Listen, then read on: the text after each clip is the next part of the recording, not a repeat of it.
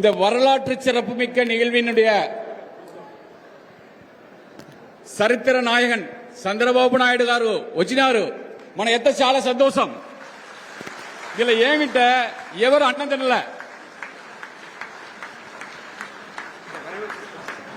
ఎవరు అన్నం తినలే సార్. మీకాக అందరూ వెయిట్ చేస్తున్నారు அண்ணாக்காக. இந்த வரலாற்று சிறப்புமிக்க நிகழ்விற்கு வரவேற்பை வழங்குமாறு வழக்கறிஞர் KS ராதாகிருஷ்ணன் அவர்களை அன்போடு உங்களை அனைவரின் சார்பாகவும் வரவேற்கிறோம்.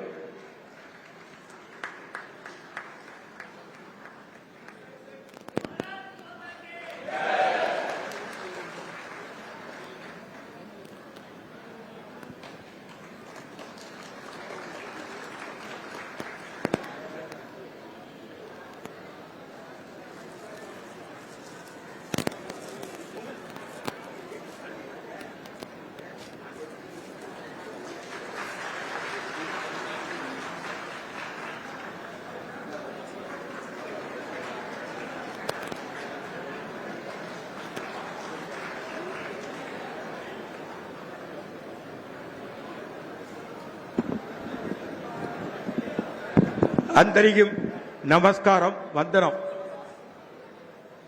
నిండా దినాల వెనక మన చంద్రబాబు నాయుడు మన దేశానికి వచ్చినారు. ఇది రాయలసీమ. ఎట్ట ఆంధ్రాவில் రాయలసీమ ఉందో அதே மாதிரி கோவில்பட்டி, சாத்தூர், விருதுநகர், சிறுவில்லிபுத்தூர், ராஜபாளையம், விளாத்திகுளம், ஓட்டப்பிடாரம் ராயலசீமா. இந்த ராயலசீமா என்பது தெலுங்கு தேசம் மாதிரி. அந்த பூமிக்கு முதல்ல வந்திருக்காரு நம்முடைய ஆந்திரா முதல்வர் ஐயா சந்திரபாபு நாயுடு. அவரை வரவேற்கின்றேன். எங்களுடைய தலைவர், பாரதிய ஜனதா கட்சி தலைவர், இந்த தொகுதியில் நாளைக்கு வெற்றி பெற போகின்ற எங்கள் மரியாதைக்குரிய நயினா நாகேந்திரன் அவர்களே, மத்திய விமானத்துறை போக்குவரத்து துறை அமைச்சர் அவர்களே, அதே போல பெம்மசானி சந்திரசேகர் அவர்களே, நாளைய அமைச்சர் அன்புக்குரிய சகோதரர் கடம்பூர் ராஜ் அவர்களே, பல்வேறு உறவுகளே, அனைவருக்கும் வணக்கம். இன்றைக்கு சந்திரபாபு நாயுடு அவர்கள் இங்கே வந்தது நமக்கு மகிழ்ச்சியாக இருக்கின்றது. சந்திரபாபு நாயுடு அவர்கள், அதே மாதிரி மத்திய அமைச்சர் நாயுடு அவர்கள், அதே மாதிரி நம்ம தலைவர், அதே மாதிரி மத்திய அமைச்சர் சந்திரசேகர், இத்தனை பேர் வந்திருக்கிறாங்க. அவங்களுக்கு வரவேற்க வேண்டிய கடமை உள்ளது. இன்னைக்கு ஒரு நமது திருநாள். எப்படி உகாதியை கொண்டாடுகிறோமோ அது மாதிரி நம்முடைய மானசீகமான நம் முதலமைச்சர் வந்ததற்கு நம்ம சந்தோஷமாக இருக்கின்றோம். அந்த அடிப்படையில் எல்லோரையும் வரவேற்கின்றேன். அடுத்து நிகழ்ச்சிகள் தொடங்கும். அடுத்ததாக மரியாதைக்குரிய கடம்பூர் ராஜ் அவர்கள் பேசுவார்கள்.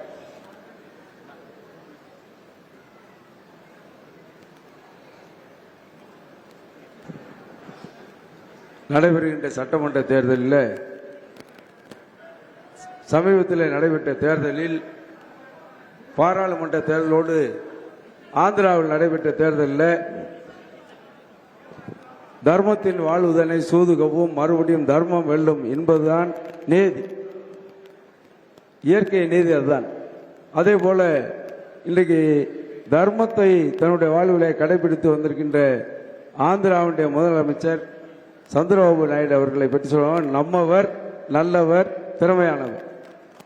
அவருக்கு இடையில இந்த தர்மத்தின் வாழ்வுதனை சூது கவிதை போல சூது கவினாலும் மறுபடியும் தர்மம் தான் வெல்லும் என்பதை பாராளுமன்ற தேர்தலோடு அபரிவிதமான செல்வாக்கோடு ஆந்திராவில் வெற்றி வாகை சூடி ஆந்திர மக்களுக்கு நல்வாழ்வு வேண்டும் என்று சொன்னால் அது மாண்புமிகு முதலமைச்சர் மரியாதைக்குரிய அன்பு சோழர் சந்திரபாபு நாயுடு அவர்களால் தான் முடியும் என்பதை ஆந்திர மக்கள் நிரூபித்திருக்கிறார்கள்.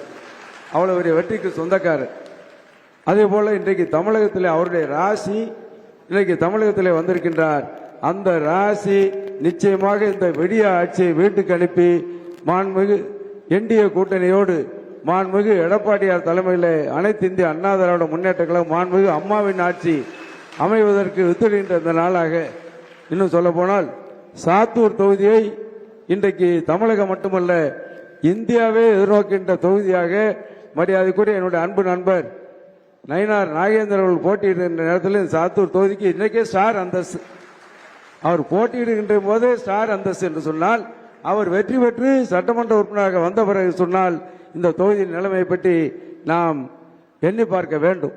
இந்தியாவிலேயே சிறந்த தொகுதியாக, முன்மாதிரி தொகுதியாக இந்த தொகுதியை உருவாக்கி நல்ல பல திட்டங்களை உங்களுக்கு பெற்றுத் தருவார் இந்த நேரத்தில் சொல்லி நாயுடு గారు వచ్చినారు. మన అందరినీ ఈ సమయాన ఇది ఉండకూడదు. మనకు கிடைச்ச நல்ல வாய்ப்பாக మన நயினார் గారిని சிறப்பான வெற்றி இயாள చెప్పి வாய்ப்புக்கு நன்றி கூறி விடைபெறுகின்றேன். இங்கே வரவேற்பு கேஎஸ்ஆர் அவரை பற்றி சொல்ல வேண்டும் சொன்னால், அனைத்து தரப்பு மக்களோடு நட்போடு விடையக்கூடிய, அனைத்து தலைவர்களோடு பண்போடு பாசத்தோடு விளையக்கூடியவர். அதே போல இந்த தொகுதியின் சட்டமன்ற உறுப்பினராக இருக்கின்ற ரகுராம் அவர்கள் நாட்டின் நலன் கருதி இன்னைக்கு தன்னை பிஜேபியில் இணைத்துக் கொண்டிருக்கின்றார். அவரை உங்கள் அனைவரும் சார்பாக வருக என்று வரவேற்று நன்றி கூறி விடைபெறுகின்றேன். நன்றி, வணக்கம். நமது சரித்திர நாயகன், சாதனை வேட்பாளர் சாத்தூர் சரித்திரத்தில் கண்டிப்பாக இடம்பெறும். நாம் அனைவரும் சேர்ந்து ஏற்கனவே எடுத்த உறுதிமொழியின்படி தமிழகத்திலே அதிக வாக்குகள் வித்தியாசத்தில் வெற்றி பெற தயாராக நாங்கள் இருக்கிறோம். உங்கள் அனைவரின் சார்பாகவும் அவரது வேட்பாளரை பேச அழைக்கிறோம். அனைவருக்கும் வணக்கம். நடைபெற இருக்கிற சட்டமன்ற பொதுத் தேர்தலில் தேசிய ஜனநாயக கூட்டணியுடைய சார்பாக தாமரை சின்னத்தில் போட்டியிடுகிற எனக்கும், கோயில்பட்டி தொகுதியில் இரட்டை இலை சின்னத்தில் போட்டியிடுகிற முன்னாள் அமைச்சர் கடம்பூர் ராஜ் அவர்களுக்கும் வாக்குகளை சேகரிப்பதற்காக, எங்களை ஆதரவு தெரிவித்து எங்களை வெற்றி பெற செய்வதற்காக இங்கு வருகை தந்திருக்கின்ற ஆந்திர மாநிலத்தினுடைய முதலமைச்சர் மட்டுமல்ல, ஆந்திர மாநில மக்களின் தேவடுகாரு என்று சொல்லக்கூடிய அளவிற்கு ஆந்திர மாநிலத்தையே இன்றைக்கு மாற்றி அமைத்திருக்கின்ற, ஹைதராபாத் ஒரு காலத்தில் இதை சொர்க்கபுரியாக மாற்றிய மாண்புமிகு honourable chief minister of Andhra மாண்புமிகு சந்திரபாபு நாயுடு గారు அவர்களை வருக வருக என நான் வரவேற்கிறேன்.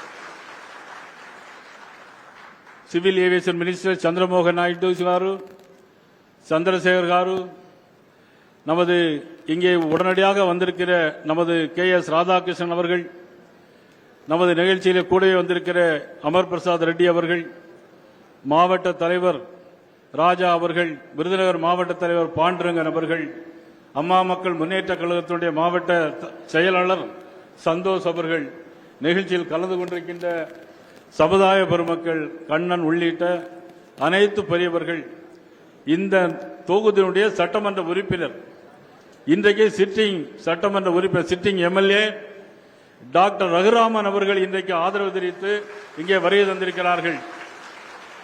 அவர்களுக்கு எனது மனமார்ந்த நன்றியை தெரிவித்துக் கொண்டு, சாத்தூர் தொகுதி 500-1000 ஆண்டுகளுக்கு முன்னால் நாம் எல்லோரும் ஆந்திராவிலிருந்து வந்திருந்தோம். ஆனால் இன்னைக்கு ஆந்திரா மாநிலமே இன்னைக்கு சாத்தூர் தொகுதிக்கு வந்திருக்காங்க.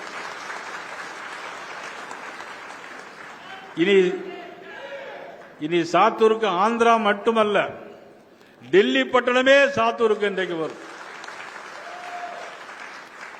தேசிய ஜனநாயக கூட்டணியில் பாராளுமன்றத்தில் எண்ணிக்கை குறைவாக இருந்தாலும் எதையும் எதிர்பாராமல் இந்த தேசத்திற்காக, இந்த தேச நலனுக்காக பாரத பிரதமர் நரேந்திர மோடி அவர்கள் பிரைம் மினிஸ்டராக வர வேண்டும். தேச நலத்திற்காக, இந்திய திருநாட்டிற்காக தார்மீக பொறுப்பேற்று ஆதரவு கொடுத்த மாபெரும் தலைவர் சந்திரபாபு நாயுடு காரு அவர்கள். இது வரலாறு, இது ஹிஸ்டரி, இது மறக்காத யாரும். அந்த அளவுக்கு பெருமையை தேடி தந்த மாபெரும் தலைவர் வரிசையில் சந்திரபாபு நாயுடு காரு இங்கே வந்து வாக்களிப்பது நமக்கெல்லாம் பெருமை. நான் நன்றி தெரிவிக்கிறேன், நன்றியோடு கடமைப்பட்டிருக்கிறேன். நிச்சயமாக என்னை தாமரை சின்னத்தில் இந்த தொகுதியிலும், கோவில்பட்டி தொகுதியில் புரட்சித் தலைவி அம்மாவுடைய தொண்டனாருக்கு கடம்பூர் ராஜு இரட்டையிலை சின்னத்திலும் வெற்றி பெற செய்யும் நேரத்தில் என்றென்றும் உங்களில் ஒருவராக, உங்கள் வீட்டு பிள்ளைகளில் ஒருவராக நான் தொடர்ந்து பணியாற்றுவேன். திருநெல்வேலியில் ஒரு மருத்துவக் கல்லூரி, 3 காலேஜ், ரோடுகள், சாலைகள், பாலங்கள், கூட்டு குடிநீர் திட்டங்கள் அத்தனையும் திருநெல்வேலி தொகுதிக்கு வந்தது போல இந்த சாத்தூர் தொகுதிக்கும் வரும் வரும். நீங்கள் ஆதரவு தாருங்கள் என்று கேட்டு வாய்ப்புக்கு நன்றி கூறி மாண்புமிகு ஆந்திர மாநிலத்தினுடைய முதலமைச்சர், மதிப்பிற்கு மரியாதைக்குரிய மாண்புமிகு சந்திரபாபு நாயுடு அவர்களை இங்கே சிறப்புரை வழங்குமாறு அழைக்கிறேன்.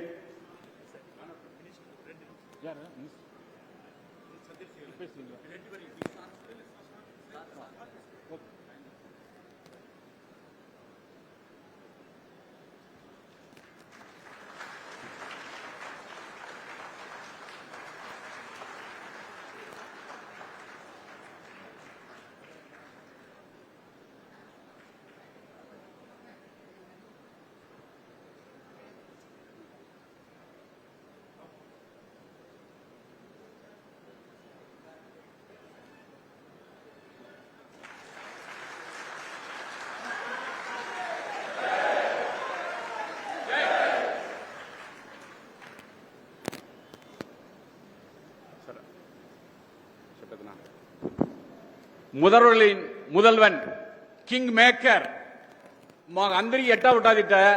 ఒక అమ్మాయిని మ్యారేజ్ చేసి ఇచ్చా, మ్యారేజ్ దాని తర్వాత వాళ్ళ డాడీ వాళ్ళ ఇంటికి పోతే ఏం ఫీల్ ఉంటుందో ఆ ఫీల్ లో మిమ్మల్ని మేము రిసీవ్ చేస్తాము.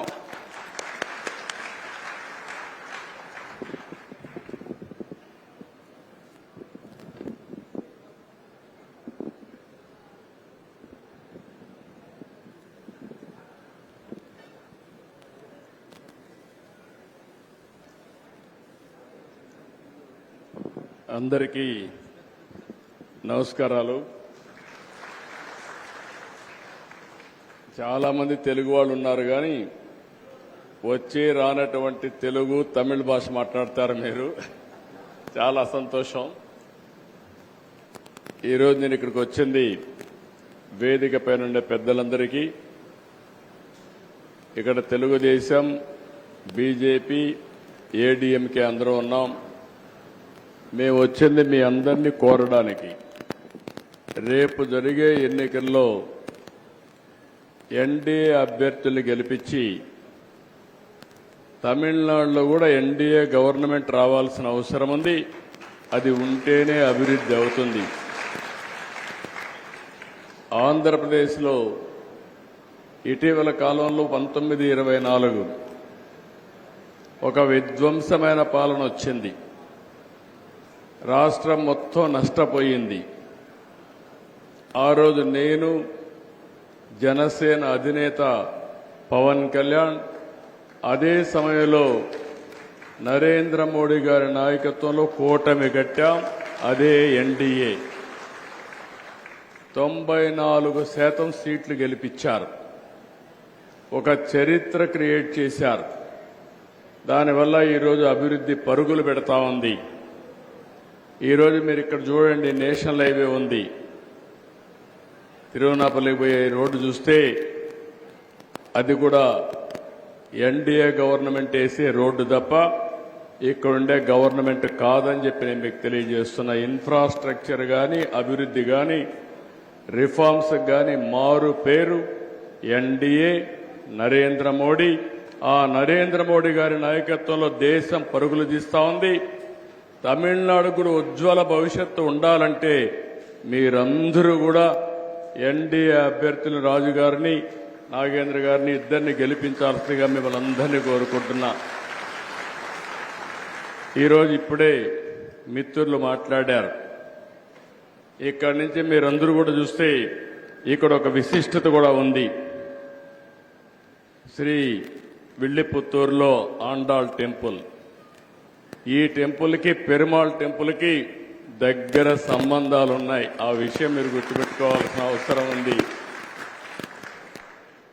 అందుకనే ఇప్పుడే చెప్పారు, మిత్రులు చెప్పారు, ఇది రాయలసీమను మించిపోయే ప్రాంతం.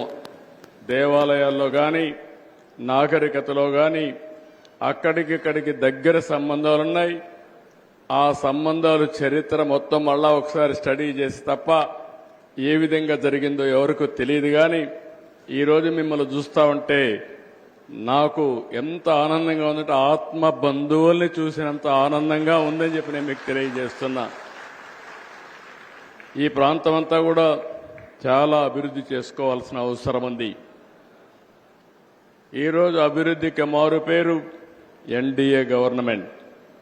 2047 వికసిత్ భారత్ ద్వారా ప్రపంచంలోని మన ఆర్థిక వ్యవస్థ నెంబర్ 1 కానీ నెంబర్ 2 కానీ ఆర్థిక వ్యవస్థగా తయారవుతుంది. మనందరం కూడా ద్రవిడులమే.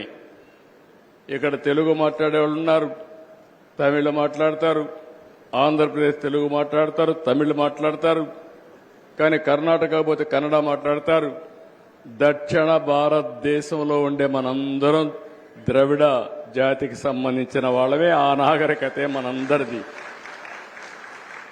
ఎన్టీ రామారావు గారు చెన్నైలోనే ఉన్నాడు. ఒక మహానాయకుడు అయ్యాడంటే, ఒక మహానటుడయ్యాడంటే చెన్నై నీళ్లు తాగే ఆయన ఒక మహానటుడయ్యాడని చెప్పి కూడా నేను మీకు తెలియజేస్తున్నా.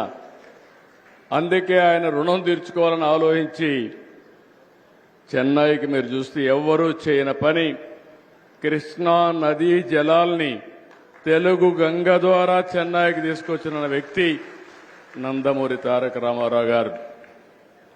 ఇక్కడ కూడా మనటరికి చాలా మంది ఫ్యాన్స్ ఉన్నారు. మీరందరూ కూడా పూర్తిగా సహకరిస్తూ ఇక్కడి నుంచి వచ్చి క్యాంపెయిన్ చేశారు.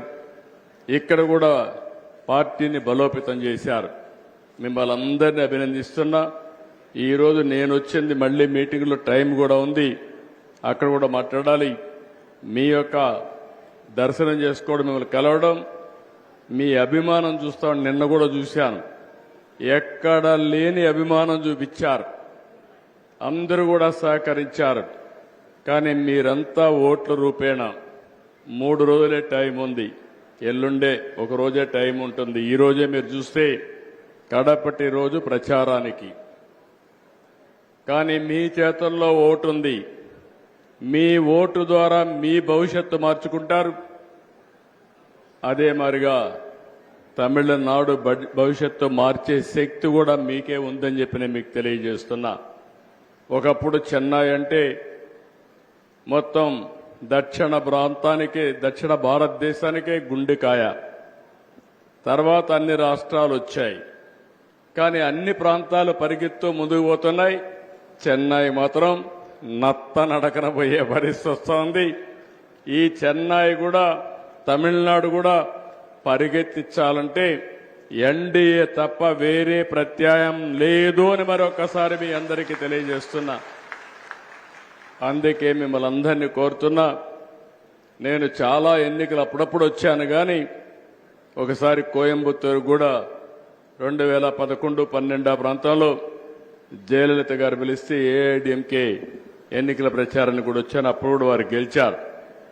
ఈసారి గెలిపించే బాధ్యత మీది.